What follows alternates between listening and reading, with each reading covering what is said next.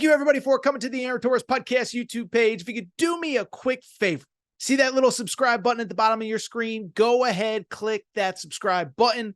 Really does help our channel grow, our audience grow, and I really do appreciate it more than you know. So click that subscribe button. Appreciate your support. Now, here's the video that you came here for. Switch gears, and I do want to get into that fascinating USC-Utah game at the LA Coliseum on Saturday. Before we get into it, let's do the preface. I know, we want to be respectful of Utah, an incredible win on the road, unbelievable moment in time, basically playing with their third string quarterback. We find out that last year's starter, Cam Rising, is not going to be back at all this year. So I want to take a moment and appreciate Utah for everything that they've done, the program that Kyle Whittingham has built. It is unbelievable. At the same time, though, listen, this is not one of those feel-good, fluffy shows where we always have to spend 10 minutes talking about the team that won and it's great and everybody gets a juice box and a trophy. That's not how we operate here on the Aaron Torres pod. And we got to talk about USC because that game was so bad. It was such an abomination. It was so awful on all levels, from coaching to playing to penalties to defense to offense. It raises all sorts of questions. And it also raises some very interesting conversations about the future of both Caleb Williams. Should he opt out? Should he not? And of course, Lincoln Riley as well, as last week we got our first Lincoln Riley to the NFL rumors of the year. And I'm here to ask, if you're an NFL team, you sure you want Lincoln Riley? Let's get into it. Let's break it down. By now, look, everybody knows the situation, right? USC came into this game off of a loss to Notre Dame. And listen, teams lose games, okay? It was bad. It was ugly. They get punked. Where the concern was, that was really about the culmination of a 3-4 week stretch where they did not look great. Barely survived against Arizona State. Colorado rallies to score 1 million points. They fall down 17-0 to Arizona. And so when they lose that game against Notre Dame, you sit there and say, oh my God, that was so bad. But the good news is, in theory, Utah should be a get-right game.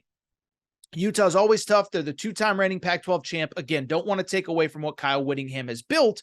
But at the same time, let's call a spade a spade. You're back at home. You're supposed to be a national championship contender. And if your defense cannot get right against Utah, which is essentially playing a third-string quarterback, and oh, by the way, came into that game averaging just over 300 yards and 21 points per game, one of the worst offenses in all of Power 5 football. If you can't get right in that game, I don't really know what there is to tell you. Well, not only did Utah not get right, but this was a breakdown on all fronts in all phases, and I think it's just causing all sorts of conversation about this program. One, the defense is officially broken. We can't stop. There is no denying it at this point. And I thought some of the conversation about the defense was maybe a little bit overrated the last couple weeks. I thought maybe Lincoln Riley, Caleb Williams weren't getting enough of the blame. But on Saturday, there's just no excuse, right? Because think about what happened. Again, Utah came in averaging 21 points, 322 yards per game.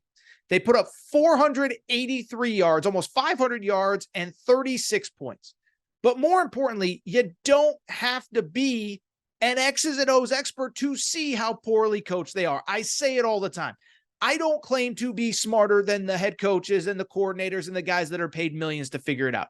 But all you have to do is watch USC and you can see that they are not well coached. The bottom line is that there were replays where you could see guys take the wrong angles. You could see guys miss wide open tackles that you got to make, that if you're watching college football all day, you see get made in other games by other teams all the time. So the defense was not good. But let me also say this. You know who I thought had an awful night on Saturday? I thought Lincoln Riley had one of his worst nights as a coach that I have seen. Not just because the defense is a mess, we know that. The offense, I thought, was terrible. First of all, early in the game, USC is running the ball very effectively. Off the Notre Dame game, you want to reestablish the line of scrimmage. You change some things along the offensive line. You're averaging 7 yards per carry going into halftime, tie game 14-14. The first 3 possessions of the second half, I looked it up. USC called a grand total of 1 run play. And guess what happened during that time? Utah took the lead and Utah took control of the game. because you called one run play. There was one other run that Caleb Williams broke on what was a drop back pass. Like, what are you doing, Lincoln Riley? We knew coming out of last game, you had to reestablish the line of scrimmage, reestablish the run game to help your quarterback out a little bit, and you did it. And then you completely went away from it. And here's the bottom line. Yes, you could sit there and say USC scored 34 points and had a chance to win that game late, but at the same time, or 32 points or whatever it was. But at the same time, a couple things. One, didn't establish the run. Two, the multiple missed 2-point conversions come back to bite you. But three, here is the other thing about that game. You can sit there and look at the points, but you blew the 2-point conversions. And then beyond that, how about this? You had a pick six for a touchdown, and Zachariah Branch set up the last touchdown with a 61-yard punt return. So if you want to blame the defense, you got to blame the offense, because defense and special teams basically gave you 14 points. And so I think this is on Lincoln Riley. I think it's on the offense as much as it is the defense. But when you have a program that had national championship expectations with a Heisman Trophy winner coming back this year, and you're not good on offense and you're not good on defense, that falls on the head coach. And it now raises some very interesting questions coming out of this game.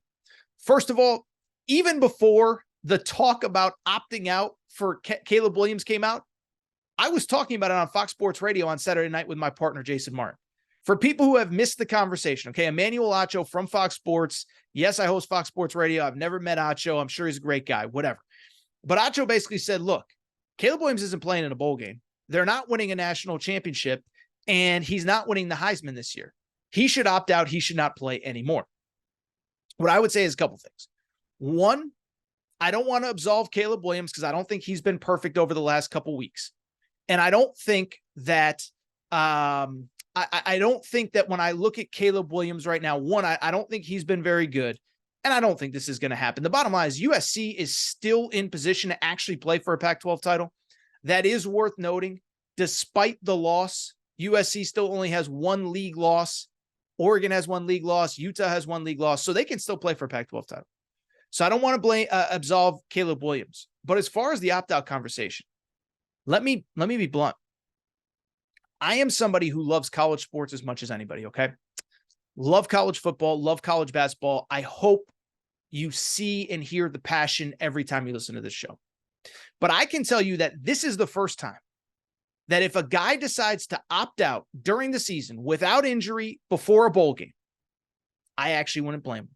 And, oh, Torres, what kind of teammate? This and that. Here's the bottom line. I'm all for being a great teammate. I'm all for being one of the brothers, being a part of a brotherhood, right? And I get that you have 84 guys in that locker room that are counting on you. But at the same time, let me also say this. If all of the people that you have entrusted to have your back, if none of them have your back, it is not your obligation to carry them when no one else is living up to their end of the bargain. Lincoln Riley is not living up to his end of the bargain, okay? Lincoln Riley did not call a good game on Saturday. They were averaging 7 yards per carry. They went away from the run, all of that. The offensive line is getting him killed back there. The defense can't stop anybody. So Caleb Williams is not going to opt out. He's going to keep playing because you can still play for a Pac-12 title. You can still help your team win a lot of games. You're still actually weirdly in the mix, even if you're probably not going to make the college football playoff. But if somehow he decided not to play, I wouldn't blame him. Again, it's not going to happen because you still have Washington, you still have Oregon. You win those 2 games, you're playing for a Pac-12 title. And bluntly, you're probably going to still win the Heisman Trophy if you win those 2 games. But I don't blame Caleb Williams. This isn't a Caleb Williams problem. He isn't perfect. And oh, by the way, for all the people, you opt out, you're going to fall down draft boards. No, he's not. Nobody is not going to take Caleb Williams if he decides to opt out. First off, 2020 COVID year, Michael Parsons, Jamar Chase both opted out. Think it worked out pretty well for them. 2, look at everybody else in this draft. You're not taking a wide receiver, Marvin Harrison, number 1. You're not taking a tight end, Brock Bowers, number 1. Drake May did not play well on Saturday. Shador Sanders might not even enter the draft. So you're not dropping out of that spot. And I wouldn't blame Caleb Williams if he decided to opt out, even though he won't. Secondly, let me also say this. Last week, Dan Patrick from Fox Sports Radio was the first one to put out the rumor that Lincoln Riley is essentially shopping himself to NFL teams. Now, I had actually heard this a day or so before Dan Patrick put it out. And what I was essentially told, I don't think Lincoln Riley is necessarily in a rush to go to the NFL. What my understanding of the situation is he has essentially let some teams know, specifically the Chicago Bears, who I believe won on Sunday, so this maybe doesn't help things. But he has essentially told teams, if you draft Caleb Williams, and if you wanted me to come along, I'd love to hear the conversation. I'd love to have a conversation. So I'm not sold that if X team, if the Arizona Cardinals end up with the 5th pick and they're not getting Caleb Williams, I don't think Lincoln Riley is fighting for that job. But I bring it up because those rumors are out there. But I had this conversation throughout the week and I thought about this. If you're an NFL team, do you really want Lincoln Riley? Like, it sounds crazy. It sounds blasphemous. It sounds whatever. But at the same time, think about it like this. What is Lincoln Riley trying to sell to you? Well, I can get the most out of Caleb Williams. Well, first of all, you're not getting the most out of Caleb Williams this year. And 2, is Lincoln Riley the only person that can get the most out of Caleb Williams? Because if that's the case, then Caleb Williams isn't the generational prospect that we all think that he is. So you're not getting enough out of him already as it is, but you're somehow going to get more out of him in the NFL. And then beyond that, like, Lincoln Riley is just not committed to even trying to field a competitive defense. And you can sit there and say, oh, it's Alex Grinch's fault, the defensive coordinator. Here's the bottom line.